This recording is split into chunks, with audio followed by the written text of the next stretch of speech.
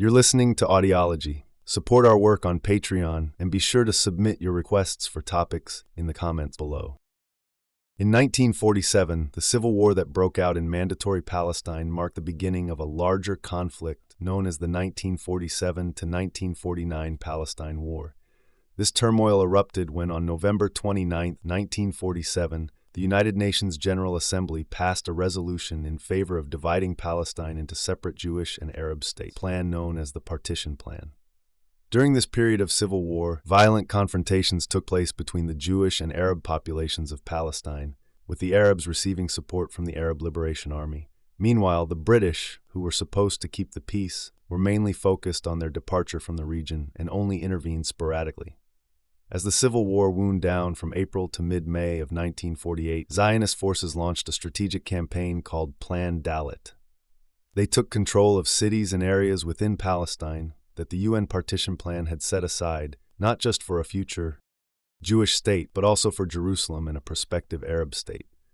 On May 14, 1948, the British officially left, and on the same day, Israel declared its independence, which marked the end of the British Mandate of Palestine. Directly after this declaration, armies from Egypt, Transjordan, Iraq, and Syria invaded the former Mandate territory, attacking Israeli forces and Jewish settlements. This action intensified the struggle, transforming it into the 1948 Arab-Israeli War. Since 1920, Palestine was under British rule and became a battleground for Palestinian and Zionist nationalists who didn't see eye to eye with each other or the British Authority. During the Arab Revolt from 1936 to 1939, a tragic civil conflict took place where close to 5,000 Palestinian Arabs and 500 Jews lost their lives. This uprising led to most Palestinian political leaders, such as Amin al-Husseini from the Arab Higher Committee, being forced to leave the country. Due to this unrest, the British government put a cap on the number of Jewish immigrants coming into the country through the 1939 White Paper policy, and this in turn caused Zionist paramilitary groups to bolster their numbers. After World War II and the horrifying events of the Holocaust, the Zionist cause gained considerable international support.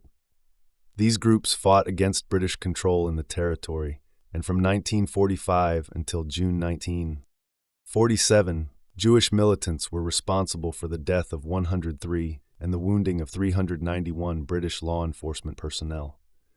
Even though Palestinian Arab nationalists tried to regroup, they couldn't match the organization of the Zionists.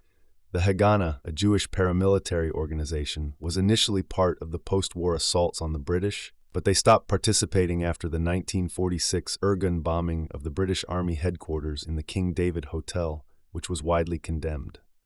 By May 1946, the Haganah had a Plan C ready for action, anticipating British neutrality in future conflicts. This plan outlined how to retaliate against Palestinian Arab assaults on the Jewish community, including the burning and bombing of key economic structures, property of political figures, and areas that supposedly supported or sheltered those against them. It also endorsed attacking armed groups and adult males who were engaged in hostilities. On 15 August 1947, the Haganah suspected the house of the Abu Luban family, who were successful Palestinian orange growers near Petah Tikva, to be a terrorist base, and they destroyed the house with explosives. Tragically, 12 people, among them a woman and 6 children, died in the blast. From November 1947 onwards, demolishing homes became a typical tactic used in most Haganah operations. Attempts at diplomatic resolutions regarding Palestine's future were unsuccessful. In early November, the Haganah began preparing for war and called upon all men aged 17 to 25 to sign up. On 18 February 1947, Britain announced its plan to leave the area. Later that year, on 29 November, the General Assembly of the United Nations voted to recommend a partition plan, which had the backing of the major world powers, excluding Britain and the Arab state. After the United Nations General Assembly recommended a plan for splitting the territory, with Resolution 181, Part 2, Jewish celebrations were met with Arab protests and a 3-day strike beginning December 1st. Violence quickly escalated into what looked like a brewing civil war, marked by a cycle of killings and revenge between the two communities. The British, who were still around, didn't step in to stop the violence. The first violence after the UN resolution was an ambush on a Jewish bus by an 8-man gang from Jaffa, which resulted in 5 deaths. This was apparently to avenge an earlier attack by a Jewish group, Lehi, which left 5 Palestinian Arabs dead. Jewish groups, Irgun and Lehi, escalated attacks, bombing crowded markets and bus stops. In response to a bombing by Irgun, an angry Arab crowd killed 39 Jews until British troops calmed the situation. Palmach and Carmeli Brigade forces then attacked Arab villages, which led to more deaths. Israeli historian Benny Morris pointed out that most early fighting happened in towns and was typically started by Arabs. Arabs targeted Jews with snipers, bombs, and mines.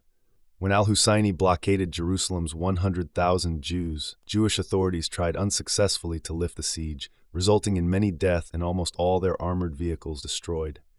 Jewish communities in remote areas like Negev and Galilee faced even worse conditions. As violence grew in early 1948, attacks turned into full-scale battles, especially in mixed cities like Jerusalem and Haifa. 3 car bomb attacks on February 22nd, organized by supporters of Mohammed Amin al-Husayni, killed many Jews and wounded hundreds. In response, Lehi bombed a train track, killing British soldiers and then later Arabs in another bombing. The Iraqi general Ismail Safwat claimed Jews were trying to contain the fighting to ensure the partition and establishment of a Jewish government, attacking Arab villages only if attacked. First, though historian Walid Khalidi disputes this account as inconsistent with Safwat's previous descriptions. Meanwhile, David Ben-Gurion made military training mandatory for every Jewish man and woman in the country. Global politics influenced events too. The U.S. backed away from supporting the partition plan, spurring Arab League confidence. Britain decided to support the annexation of the Arab part of Palestine by Transjordan. Insecurity led up to 100,000 Arabs to leave their homes, while the Jewish population was ordered to hold their ground. Jewish representatives, able to buy significant arms thanks to funding from Golda Meir and support from Stalin, dramatically outspent Arab committees on armaments. Arab Liberation Army regiments intervened, with fighters including German and Bosnian World War II veterans and some former Axis military personnel. However, Benny Morris notes that these foreign veterans had little impact compared to the more effectively deployed foreign military. Professionals on the Jewish side. By early 1948, the death toll was significant. Hundreds on both sides were killed, and the conflict saw an average of over 100 deaths per week in a population of 2 million. Different historians offer various numbers, but all agree that the toll was high and included both combatants and civilians. As tensions escalated, military units kept getting involved, and the violence only grew worse. The British were officially in charge of maintaining law and order until their mandate ended, but they didn't attempt to take back control. They were more focused on shutting down their administration and extracting their troops. They also felt they had already suffered too many casualties in the conflict. The British appeared powerless or perhaps unwilling to prevent foreign soldiers from entering Palestine. As reported by the United Nations Special Commission on Palestine, on the night of January 20th to 21st, a sizable unit of 700 Syrians, armed and ready for combat, crossed into Palestine through Transjordan. By January 27th, a group of 300 outsiders had established themselves in the Galilee region near Safed and were likely responsible for the severe attack on the settlement of Yikiam that occurred in the week that followed. On the night between January 29th and 30th, a significant element of the Arab Liberation Army, 950 strong and led by Fawzi al-Kawukji, entered Palestine and dispersed around the areas of Nablus, Jenin, and Tulkarem. The Arab Liberation Army made several key infiltrations into Palestine from early January until the beginning of March. The 2nd Yarmouk Regiment, under Adib Shishakli's command, covertly entered Galilee from Lebanon on the night of January 11th to 12th, passing through Safed to the village of Sasa. This regiment was composed of Palestinian Arabs and Syrians. The 1st Yarmouk Regiment, led by Mohammed Safa, moved in on the night of January 20th to 21st through Jordan and established positions around Samaria, with their headquarters in Tubas. This group was mainly made up of Palestinian Arabs and Iraqis. The Hidden Regiment, commanded by Madlul Abbas, took up positions in western Samaria, operating from Tulkarem. The Hussein ibn Ali Regiment reinforced forces in Haifa, Jaffa, Jerusalem, and other locations. The Qadasiyah Regiment acted as a reserve force stationed in Jabba. Field Commander Fawzi al-Kawukji himself arrived on March 4th, with logistical support and approximately 100 Bosniak volunteers in the small village of Jabba, where he established a headquarters and training center for Palestinian Arab volunteers. The British High Commissioner in Palestine, Alan Cunningham, vehemently opposed these violations of territory, complaining that no substantial effort was being put forth to halt them. This caused some tension. Alec Kirkbride expressed his concerns to Ernest Bevin about Cunningham's confrontational stance.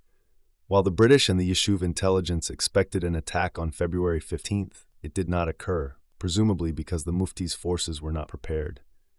Then in March, an Iraqi division of the Arab Liberation Army arrived to reinforce Salameh's Palestinian Arab troops in the areas around Lydda and Ramla. Concurrently, al-Husseini established a base in Bir Zayt near Ramallah. Additionally, during this time frame, fighters from North Africa, predominantly Libyans, and numerous members of the Muslim Brotherhood made their way into Palestine. A regiment even reached Gaza, with some militants advancing towards Jaffa. Several key decisions made outside the immediate conflict area significantly shaped the course of events. Let's talk about Britain and King Abdullah of Jordan first. On the 7th of February, 1948, Britain chose not to support the creation of a Palestinian state that would be led by the Mufti. Instead, they leaned toward allowing King Abdullah to annex the Arab portion of Palestine. During a meeting in London with Glubb Pasha, the leader of Transjordan's Arab Legion, and Ernest Bevin, the British Secretary of State for Foreign and Commonwealth Affairs, they agreed that the Arab Legion would move into Palestine on the 15th of May. They would occupy the Arab areas but stay clear of Jerusalem and areas designated for the Jewish state. Essentially, they didn't see a Palestinian Arab state as part of the future. Next up, the United States took a surprising turn in March. Due to rising chaos in Palestine and fear of an Arab oil embargo, which turned out to be a false alarm, the U.S. government considered pulling back its support for the United Nations plan to divide the area and send in international forces to enforce it. The suggestion was to rather place Palestine under United Nations supervision. On the 1st of April, the UN Security Council considered this American proposal, and the Soviet Union didn't pick a side. This reversal by the US worried the leaders of the Yishuv. They were concerned that once the British withdrew, they might not be able to withstand Arab forces without US support. In response, Eli Sasson, a leader at the Jewish Agency, convinced David Ben-Gurion and Golda Meirson to initiate dialogue with the Arabs. Joshua Palman was chosen to manage the discussions, with instructions to not limit the actions of the Haganah, the main Jewish militia, but he was permitted to suggest a ceasefire. Now let's ponder the significance of the Eastern Bloc, and particularly Soviet support. Under Stalin, the Soviets decided to breach an embargo aimed at preventing arms from reaching both Jewish and Arab forces in Palestine. The Yishuv then received arms from Czechoslovakia. Historians have varying opinions on how much this aid actually contributed, but it's generally agreed that it had some impact. Historian Yoav Gelber mentioned small deliveries from Czechoslovakia arriving by air from April 1948, confirming that arms did reach the Jewish forces. It's important to note, however, that the Arabs appeared not to receive the same level of support from the Soviets. Then, in May 1948, the UN Security Council expanded the embargo to include all Arab states, which posed significant challenges for them. Lastly, regarding direct involvement from Arab leaders, they exhibited considerable hesitation.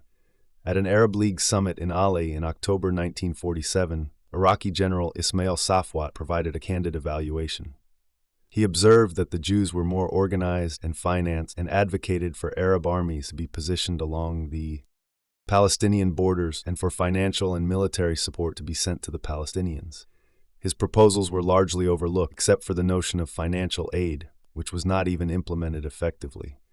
They established a committee in Cairo to coordinate aid to the Palestinians, but it was not very successful. Under public pressure, in December 1947, the Arab leaders decided to establish a military command and the Arab Liberation Army, but they failed to provide the necessary military and financial backing. Between the 20th and 21st of January in 1948, about 700 armed Syrians entered Palestine through Transjordan, but in February, Safwat's renewed pleas for assistance went unheeded once more. The Arab governments seemed to hope that the Palestinians could endure with the support of the Arab Liberation Army until the international community abandoned the idea of partitioning the land. Civil War starting up to April 1, 1948. Let's start by talking about the Arab Liberation Army. This group was supposed to get support from the Arab League. They were promised a hefty sum, £1 million, thanks to Ismail Safwat's insistence. But the reality was different.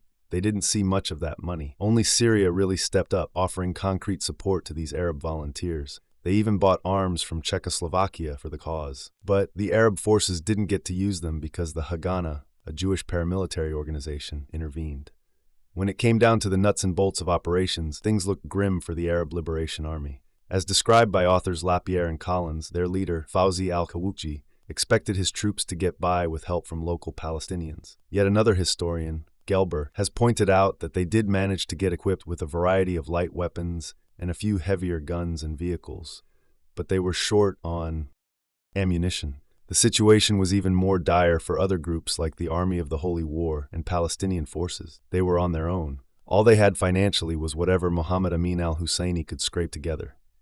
In terms of armaments, they had to make do with what they could buy on the black market or snatch from British stockpiles. They didn't have nearly enough to go to war.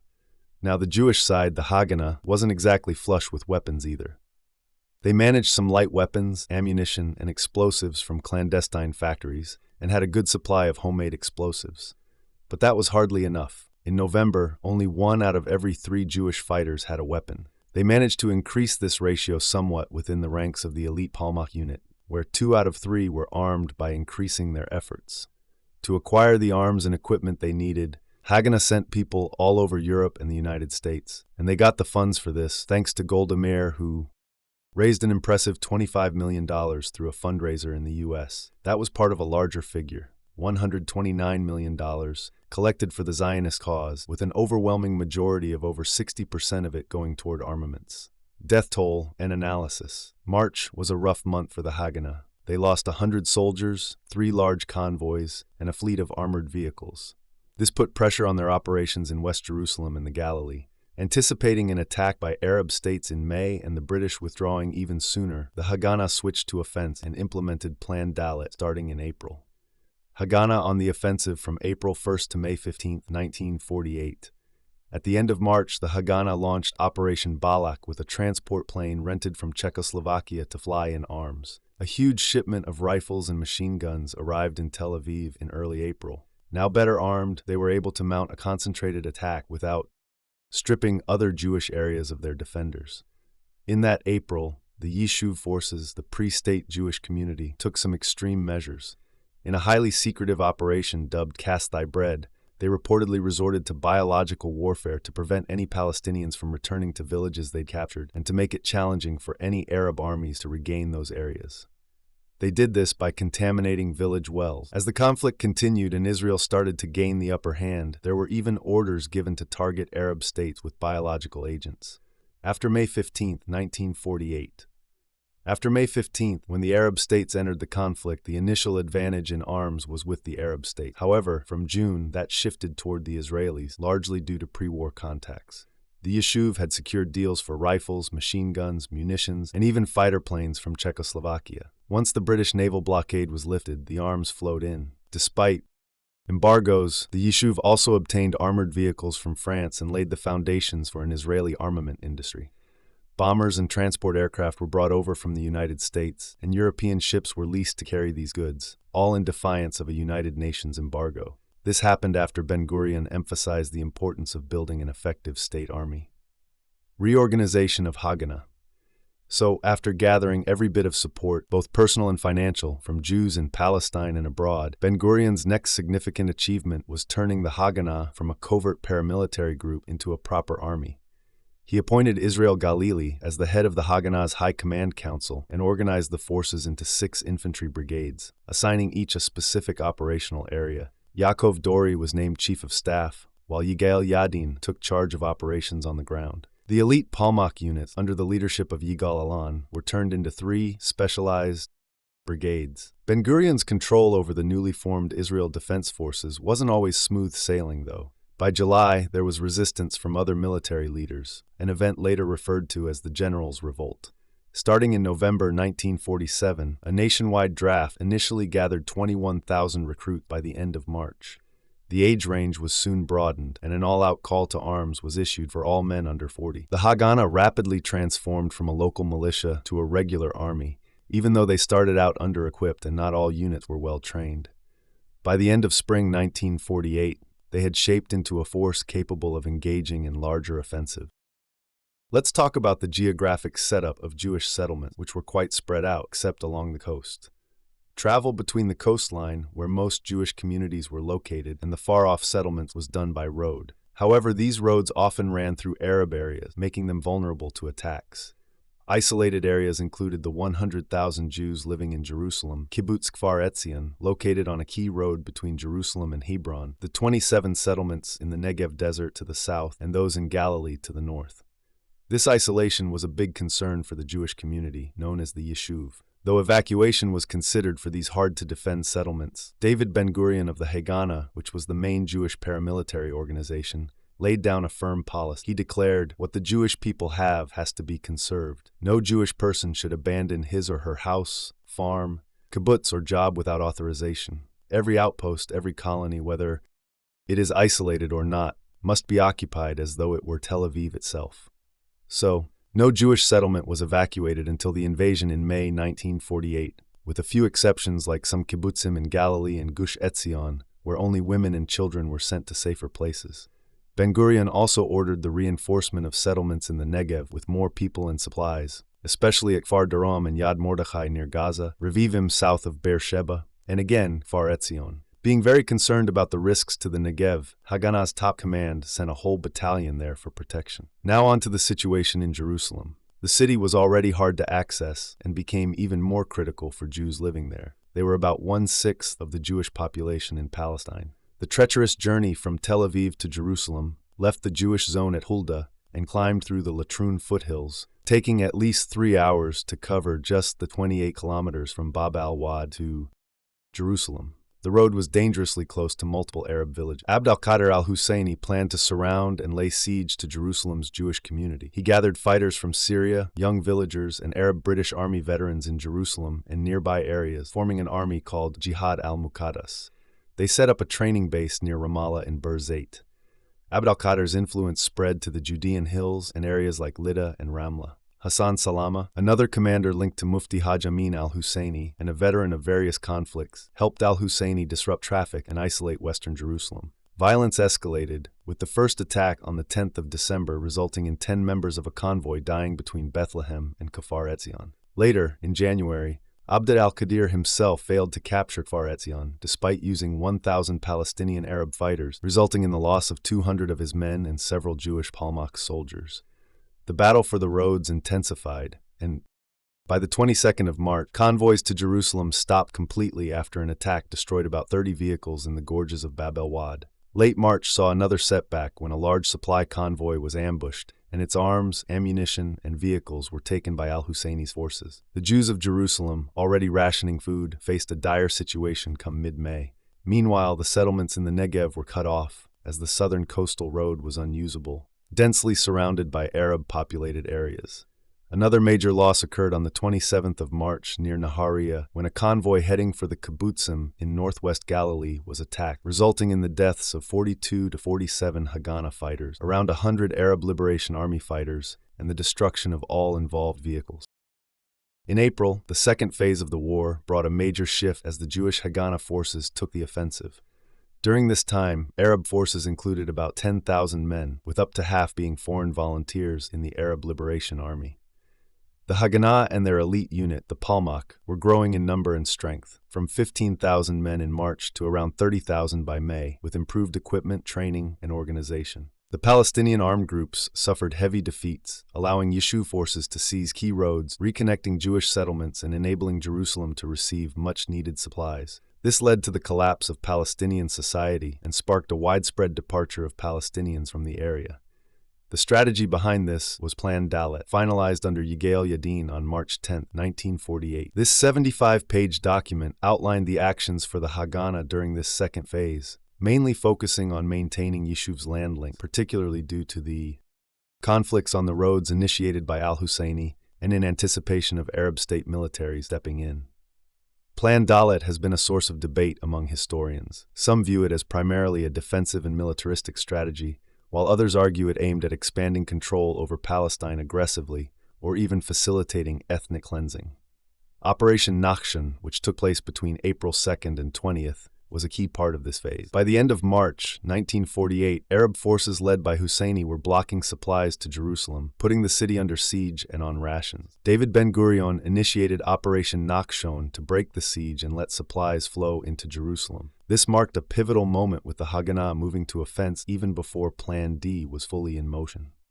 The operation saw 1,500 men from the Givati and Harel brigades take control of the key road to Jerusalem, allowing several supply convoys to pass through. Although the operation was a military success, with Jewish forces taking or destroying Arab villages obstructing the road, the full goal wasn't met. Only 1,800 out of 3,000 tons of supplies planned made it to the city, and rationing persisted.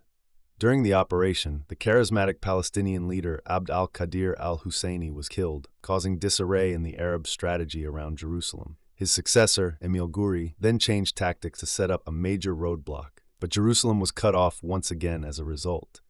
The operation highlighted the shortcomings of the Palestinian military organization, especially with logistics like food and ammunition, limiting them to short engagement close to their bases. The Arab Higher Committee, recognizing these issues, requested Alan Cunningham to permit the return of the Mufti, seen as key in overcoming the challenges. Permission was granted, but the Mufti never arrived back in Jerusalem, his waning influence giving way to the Arab Liberation Army and Fazi al-Kawuchi in the Mal. Jerusalem region. Mishmar Hamek is a kibbutz established by the political party Mapam in 1930. It is located in the Jezreel Valley near a key road linking Haifa and Jenin. During the early conflict between Arabs and Jews, it was considered a strategic point by Haganah commanders, who expected it might be targeted by Arab forces. On April 4th, the Arab Liberation Army attacked Mishmar Hamek with artillery support, but the kibbutz members, helped by Haganah forces, managed to withstand the assault. The bombardment, which almost destroyed the kibbutz, was halted thanks to the intervention of a British force sent by General Macmillan. On April 7th, despite agreeing to a temporary ceasefire, the Arab Liberation Army leader, Fazi al-Kawuchi, demanded the kibbutz surrender. The kibbutz leaders, after evacuating their children and consulting with authorities in Tel Aviv, refused to give in. In preparation for a counterattack between April 8th and 9th, the Haganah, under Yitzhak Sade's direction and with orders to secure the area, began operations that continued until April 15th. They surrounded nearby villages, pushing the Arab Liberation Army back to their bases. Most local inhabitants fled, while those who remained faced imprisonment or expulsion to Jenin. Under Plan Daled, kibbutz members looted some villages and destroyed them with explosives. The Deir Yassin massacre, which saw the deaths of key figures like Abd al-Qadir al-Husseini and the spread of fear among Arab forces, had a demoralizing effect, as noted by historian Benny Morris. Reports of Jewish military strength were exaggerated by al-Kawuchi, with claims of tank, aircraft, and foreign volunteers that were not based in reality. Despite facing a larger and better-armed enemy, 640 Haganah soldiers overcame an estimated 2,500 Arab Liberation Army troops. Palmach forces continued clearing operations through April 19th, resulting in the destruction of several more villages and displacement of their inhabitants, some left under orders from Arab leaders. In May, other Jewish military groups, including Irgun and units from the Golani and Alexandroni brigades, conducted operations leading to the razing of more villages and the death of residents. The Deir Yassin massacre was a violent and controversial event. On April 9, 1948, 120 fighters from the Irgun and Lehi groups attacked Deir Yassin, a village about 5 kilometers from Jerusalem. They faced tough resistance, but with some support from the Palmach were eventually able to take control. 4 attackers and between 35 were wounded, while 100 to 120 villagers, mostly civilians, were killed. The attack was approved by the Haganah and provoked international outrage. Higher than actual death toll claims in the press contributed to this. Key Jewish authorities and leaders, including David Ben-Gurion, condemned the act and offered apologies to King Abdullah I of Jordan. The Hadassah medical convoy massacre occurred on April 13th in what appeared to be a retaliatory act for Deir Yassin. A group of Arabs attacked a convoy en route to Jerusalem's Hadassah hospital, killing 79 people, despite the presence of British soldiers who made minimal efforts to intervene. Lieutenant Colonel Jack Churchill, who was there, sought backup to no avail. After a failed operation at Mishmar Hamek, the Druze regiment of the Arab Liberation Army engaged around Haifa, launching attacks from several villages. Haganah forces responded by overwhelming the attackers and clearing out these villages. As the Druze ran low on supplies, many were killed or withdrew. In light of their losses and previous communications with the Yishuv, the Druze offered to defect to Haganah, but instead were advised to remain neutral, leading to significant desertions. This relationship influenced the favorable treatment of the Druze following the war, as Ben-Gurion recognized their unique position. In a broader military strategy called Plan Dalet, Jewish forces attacked and besieged mixed or bordering urban centers. Tiberias fell on April 16th. Haifa capitulated after a single day of combat on April 23rd, and Jaffa, after a more extended siege, fell at the end of April. Safed and Basin were captured in May within Operation Yiftach, and Acre succumbed on May 17th in Operation Ben Ami. The Arab population in these areas either fled or were expelled, leaving only 13,000 of the original 177,000 by late May. This pattern was also reflected in surrounding suburbs and villages. In the northeastern part of Galilee, there's an area called the Galilee Panhandle. It extends from Lake Tiberias to Metula, and was at that time the most remote Jewish-controlled area, distant from the more densely populated Jewish regions along the coastal plain. With its closeness to Lebanon and Syria, and being surrounded by Arab populations in the rest of Galilee, it was viewed as a potential target for Arab armies. Yigael Yadin conceived the Dalet plan and passed the leadership of Operation Yiftach to Yigal Allon, who was in charge of the Palmach. Allon was tasked with ensuring the security of this vital area before any potential Arab attack on the 15th of May. He commanded the 1st and 3rd Palmach battalions, and they dealt with the local population of Safed, as well as numerous Arab villages. The operation was complicated by the British presence, although they were in the process of withdrawing. Allon felt it was paramount to expel any Arab inhabitants to secure the area completely, reasoning that their departure would also block the routes Arab forces might use to launch an advance.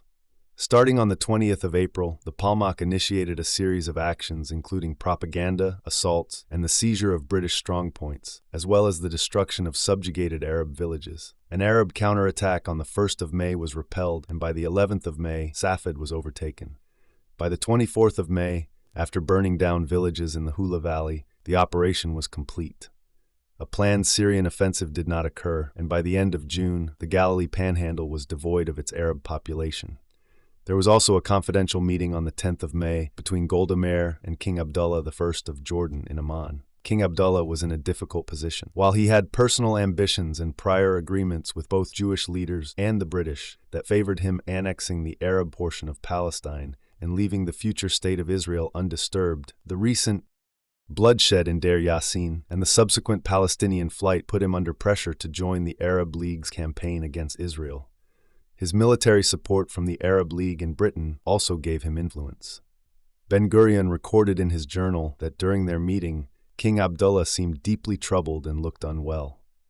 Although he recognized previous negotiations with the Jews about a friendly accord where he would annex the Arab part of Palestine, on that day, he could only propose to the Jews autonomy under a wider Hashemite kingdom. He expressed his reluctance to invade the Jewish state territories, but noted that the circumstances were uncertain. He remained optimistic for peace with the Yishuv after the hostilities ceased. Historians continue to argue about the actual motives and consequences of this encounter. Some, like Dominique Lapierre and Larry Collins, along with Israeli historians, believe the Yishuv desired a peace treaty to prevent an Arab onslaught since they faced military disadvantages, but Meir was unable to convince the king. Benny Morris posits that King Abdullah reevaluated his initial pledges, but still maintained the possibility of peace with Israel post-war.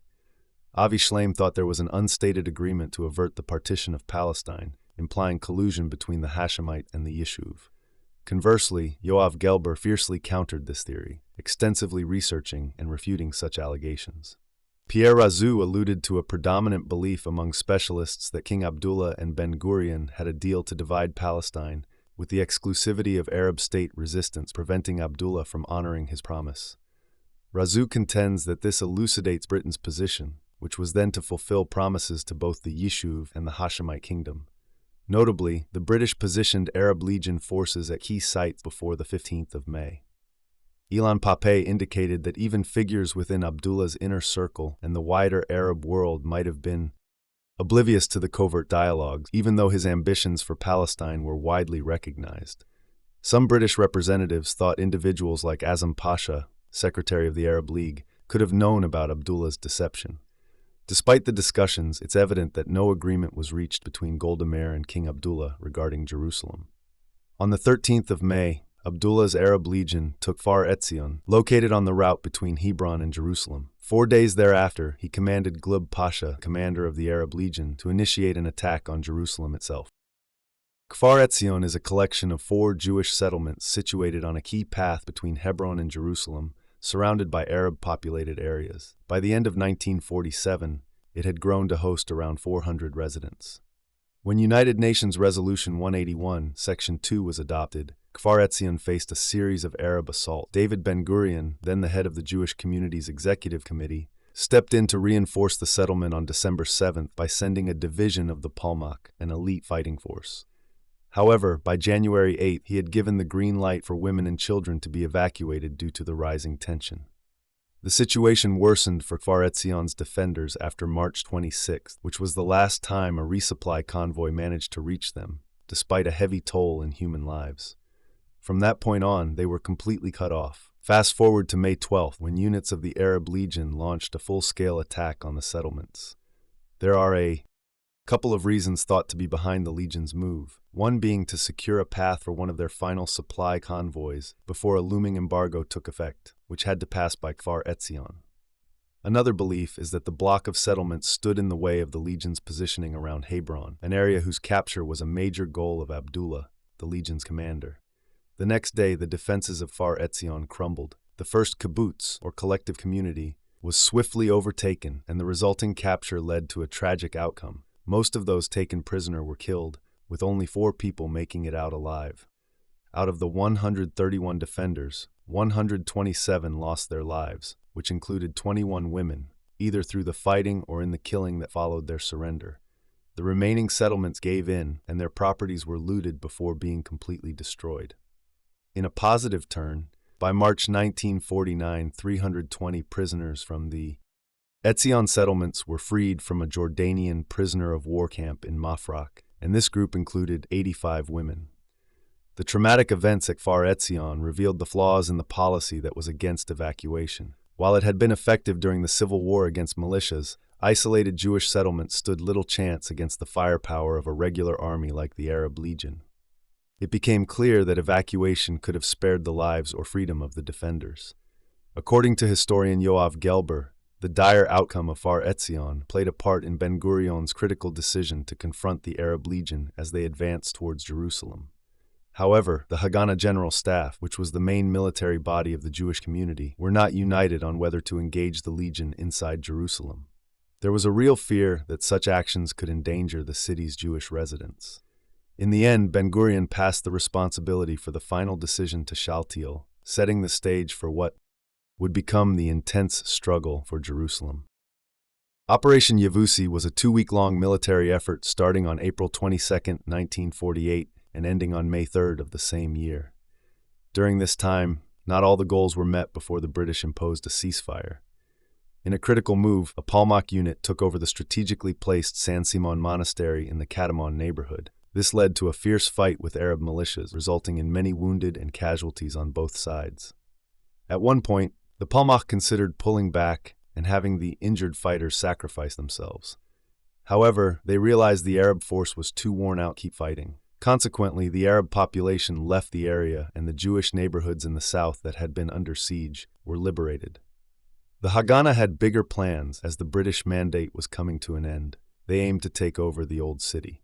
Between May 13th and May 18th, during what is known as Operation Kilshan, they launched attacks to bridge East and West Jerusalem, which was just the beginning of their plan for conquest. In Jerusalem's center were crucial security strongholds held by the British, known as Bevengrads. Here you'd find essential facilities such as the city's radio station, telephone exchange, and main hospital, along with various military barracks and the Notre Dame hostel, which loomed over the city. One of Operation Kilshan's prime goals was to capture these vital points as the British forces withdrew, and they did just that. On May 13th, the Haganah took over the Jewish quarter in the Old City, and on May 14th, thanks to the knowledge of the British evacuation timetable gained with British cooperation, they conquered the Bevengrads with no resistance from Arab soldiers. This included securing the central post office and the Russian church compound bright and early at 4 a.m. The Haganah also had a secondary objective, to form a united battlefront by connecting the separated Jewish communities. Brigadier General David Shaltiel led this effort. Shaltiel, who had previously served as Haganah's representative in Europe, was joined by 400 Haganah troops and 600 militia soldiers in this mission. On the other side, Emil Guri, the new commander of the Army of the Holy War, rallied 600 soldiers with the intent to capture these districts, but lacked a concrete plan. This secondary goal of Operation Kilshan went according to plan. In the city's north, Jewish forces took control of the Arab-populated Sheikh Jarrah, linked up with Mount Scopus, and secured the villages near the American colony. In the south, they managed to join the German and Greek colonies with Talpiot and Ramat Rahel by capturing the Allenby barracks. A Palmach team even reopened access to the Jewish district in the Old City via the Zion Gate. Meanwhile, the Arab irregular forces found themselves overwhelmed and began to panic. They considered the situation to be without hope and proclaimed that the city's fall was imminent. In the strategy known as Plan Dalet, Yigael Yadin aimed to achieve a significant breakthrough in the western Galilee region, home to some isolated Jewish settlements. This area, stretching from the city of Acre to the Lebanese border, was originally designated for Arabs in the United Nations partition plan. However, it was crucial as it was the route Lebanese forces would use to enter Palestine.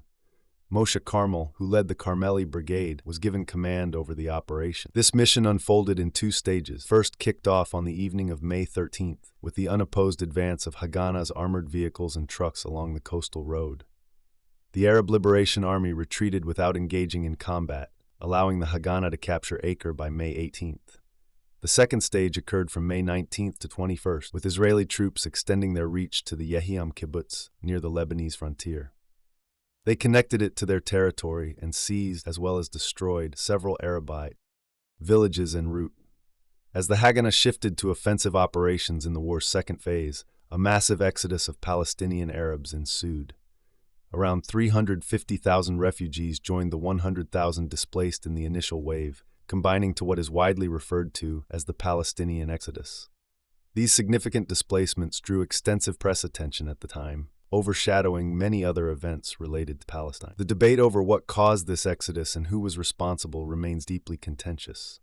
Ephraim Karsh points to directives from Arab authorities for civilians to evacuate as the main cause, while others suggest a systematic expulsion policy by the Yishuv Authority carried out by Haganah. Still, some reject both theories, viewing the exodus as a result of the cumulative impact of the Civil War.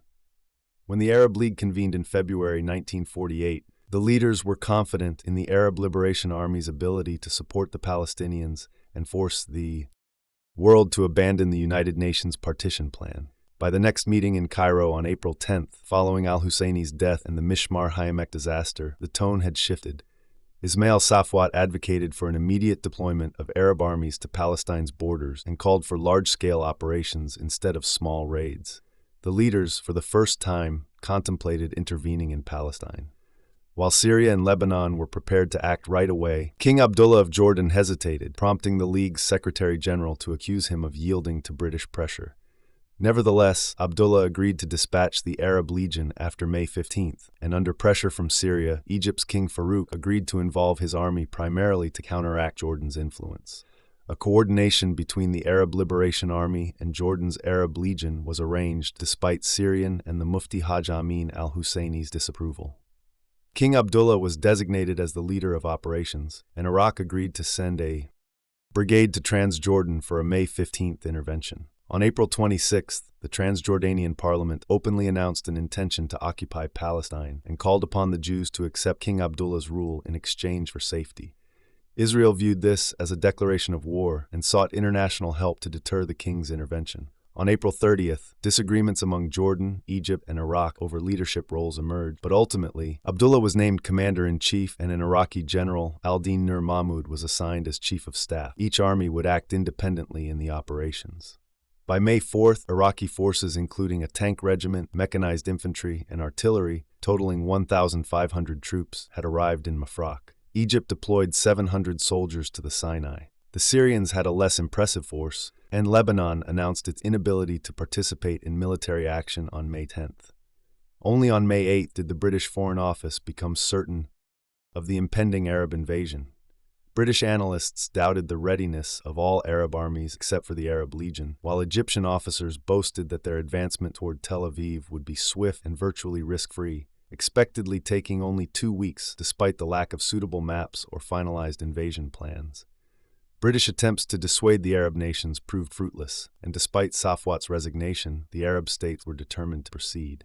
On May 15, 1948, the Arab League formally declared it would intervene in Palestine to ensure the inhabitants' security and right to create an independent state.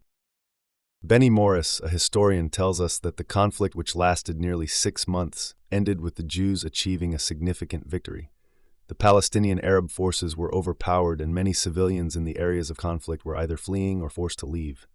Meanwhile, the Jewish force known as the Haganah transitioned from being a militia into a full-fledged army. They managed to secure a broad stretch of land which included the coastal plain, the Jezreel Valley, and the Jordan Valley. This success demonstrated to the world, especially the United States, that the Jewish community could defend itself. The triumph over the Palestinian Arabs also provided the Haganah with valuable experience and confidence to face the forthcoming challenge from the armies of neighboring Arab states. Yoav Gelber, another historian, points out that in the weeks leading up to the Arab army's invasion, the Arabs were consistently defeated.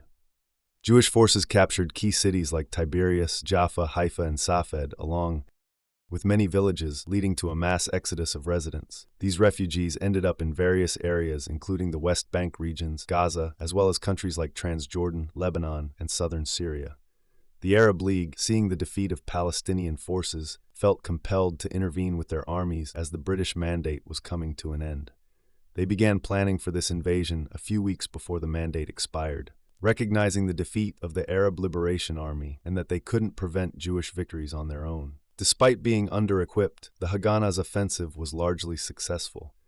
Many Arab communities failed to provide mutual support during attack, and recruitment for fighting was limited to certain areas and political factions.